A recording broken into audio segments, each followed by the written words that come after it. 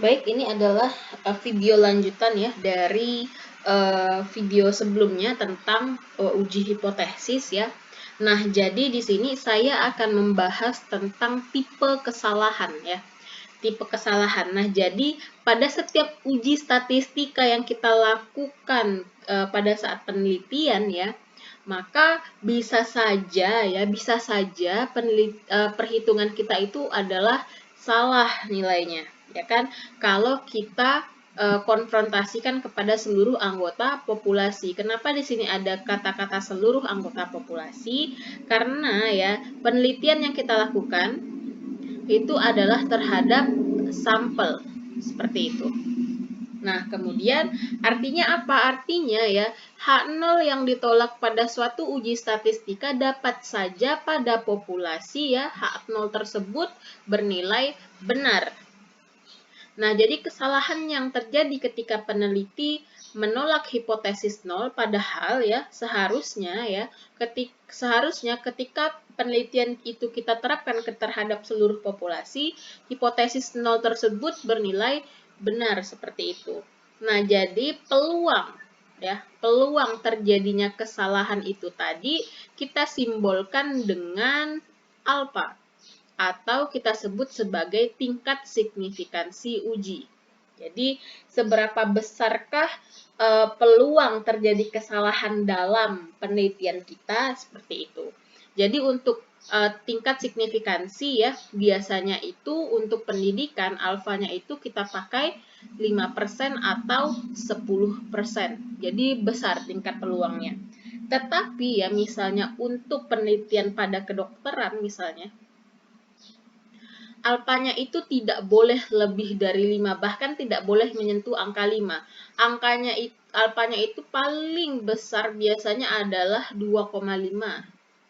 Karena pada bidang kedokteran ini menyangkut tentang keselamatan nyawa orang.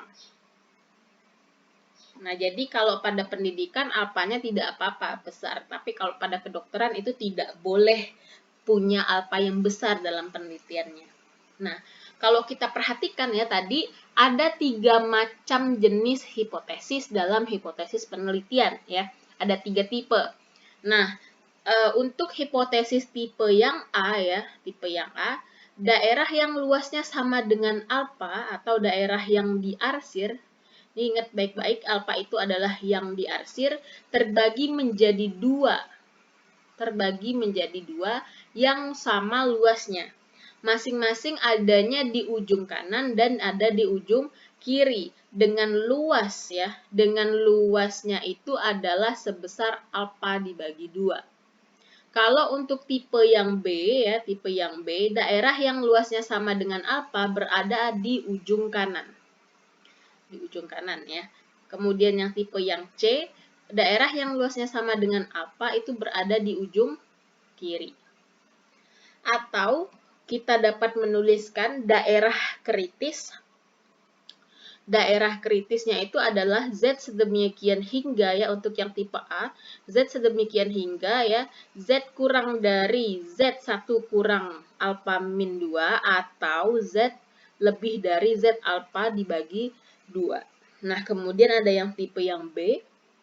Daerah kritisnya adalah Z sedemikian hingga adalah Z lebih dari Z alfa dibagi 2. Kemudian yang C ya, yang C kebalikannya 1 dikurang alfa dibagi 2. Jadi nanti dalam uji hipotesis itu ada yang namanya gambar ya, gambar daerah penerimaan dan penolakan H0 seperti itu. Nah, ini seperti yang saya bilang tadi bahwa ada 3 jenis tipe hipotesis.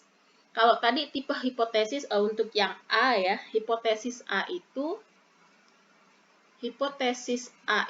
dia bilang H0-nya itu adalah mu A sama dengan mu B, kemudian H1-nya itu adalah mu A tidak sama dengan mu B. Ada beberapa istilah yang perlu kita ketahui terlebih dahulu ya di sini. NK itu adalah nilai kritis ya. Nilai kritis. DK ini adalah daerah kritis. di mana daerah kritis yang ini, yang kiri dan kanan ya. Tadi kan pada lembar sebelumnya sudah dibilang bahwa hipotesis A itu daerah kritisnya berada di ujung kiri. Nah, berarti yang ini dan di ujung kanan, yang ini berarti di ujung kiri dan di ujung kanan pada gambar grafik ini ya. Nah, untuk daerah kritis itu bisa saja kita sebut dengan daerah penolakan H0.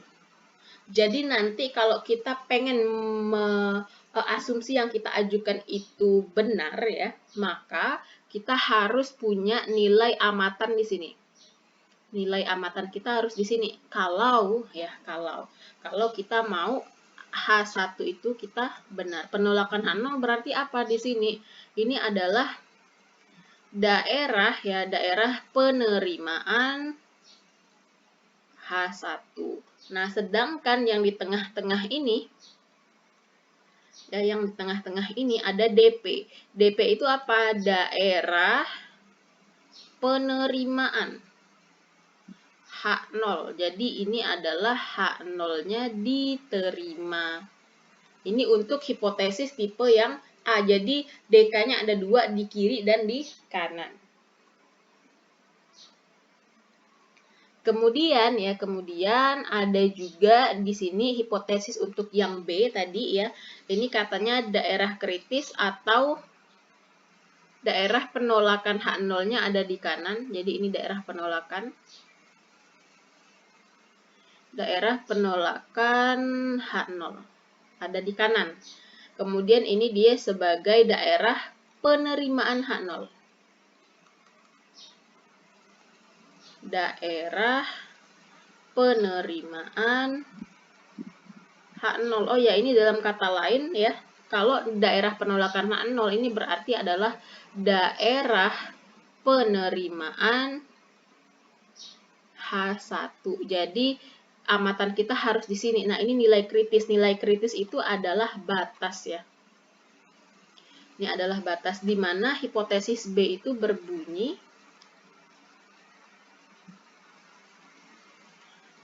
H0-nya itu adalah mu A kurang dari sama dengan mu B. Kemudian H1-nya itu adalah mu A lebih dari mu B. Jadi, kalau kita kembali ke awal, ada metode pembelajaran metode A ya. Kita punya asumsi bahwa metode A itu lebih baik daripada metode B. Atau kalau misal kita ubah ke dalam bentuk matematika tadi, mu A itu lebih dari mu B. Berarti kan kita pengen membuktikan apa yang kita omongkan itu benar, bahwa metode A itu lebih baik daripada metode B. Kalau ini kita konfigurasikan ya, ini metode A lebih baik daripada metode B, otomatis hipotesis yang harus bernilai benar atau yang kita terima adalah yang ini. Berarti kalau ini bernilai benar, maka kita harus menolak yang ini. Ini harus ditolak. Nah, itu tadi berarti hasil amatan kita, kalau jawaban kita benar, dia harus berada di daerah kritis ini. Kalau misalkan jawaban kita ada di sini nantinya, berarti yang kita terima adalah yang H0.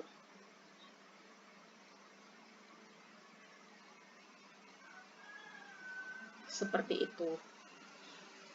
Nah, nanti ini akan berjalan setelah UTS, ini akan kita masuk ke hitung-hitungannya, jadi biar lebih paham ya tentang bagaimana konfigurasi daerah kritis untuk uji hipotesis. Jadi nanti ini lebih jelasnya lagi ada di uji hipotesis setelah kita UTS nanti. Nah, ini juga yang tipe yang C berarti ya, yang ini. Hipotesis tipe C. Jadi kalau tipe C itu H0-nya itu dia mu A lebih dari sama dengan mu B.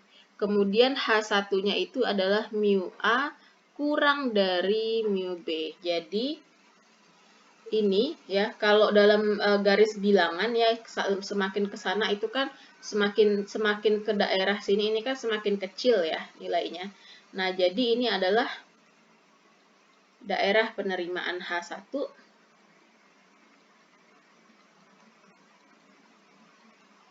Artinya apa? Artinya adalah H0-nya ditolak. Kemudian yang ini yang tidak ada arsirannya tadi itu, ini adalah daerah penerimaan H0. Oke, seperti itu tipe kesalahan dan konfigurasi untuk daerah kritis pada uji hipotesis. Nah, untuk materi berikutnya akan saya kirimkan juga video pembelajaran seperti ini. Kemudian nanti soal UTS akan saya kirimkan di Google Classroom. Silahkan dikerjakan dengan cara ditulis tangan. Laman pengumpulannya nanti juga akan saya berikan di sana ya. Materinya itu sampai materi pada video ini. Jadi, sampai materi konfigurasi daerah kritis untuk tipe hipotesis yang C. Ya. Baik, terima kasih atas perhatiannya. Saya ucapkan terima kasih bagi yang sudah menonton video ini. Kita ketemu pada video berikutnya atau pertemuan berikutnya. Saya ucapkan terima kasih. Assalamualaikum warahmatullahi wabarakatuh.